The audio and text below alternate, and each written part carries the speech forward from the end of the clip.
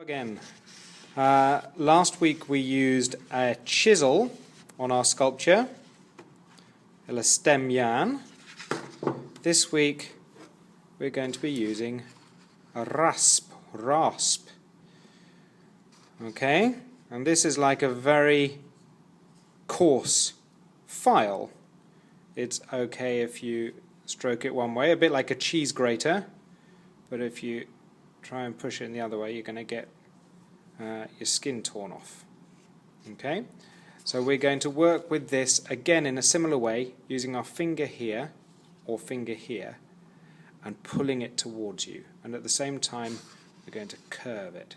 Okay, so that's how we're going to go from our rather roughly hewn bean to something a little bit more like the shape that I want. Okay. Remember, I still have my my sketch with me, so that I can always refer back to it. Okay.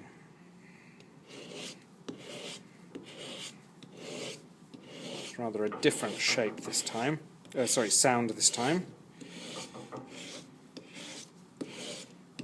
A bit like I did last time, though I'm turning it all the time. It was a much smoother. Look at all of the plaster that's accumulating on the inside.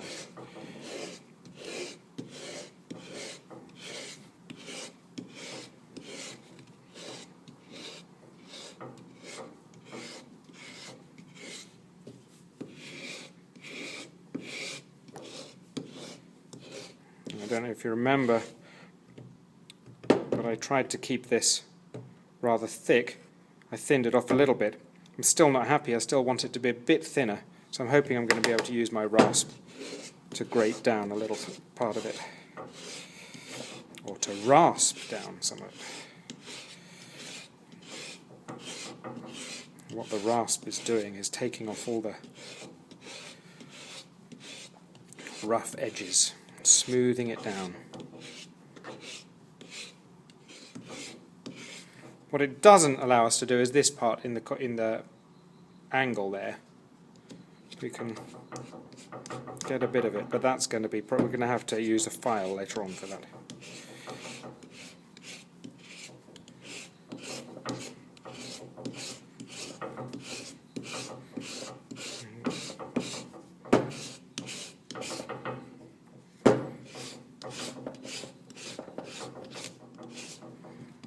Just like with the printing, you can turn it round all the time. You can see that the rasp is pretty much coming in the same direction all the time. I'm just turning my sculpture.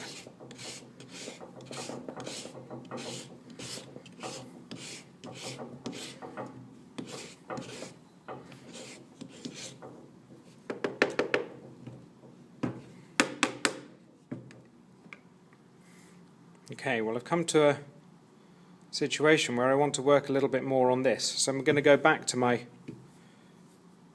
chisel, but I'm going to be a little bit more careful with my chisel this time, and I'm going to try and be, and you can use it in a smooth way too.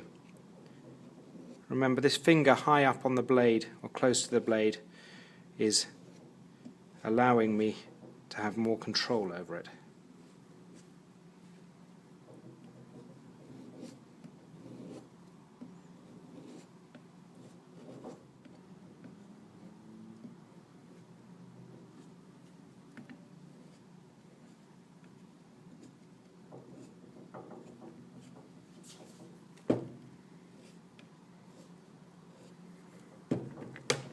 Okay,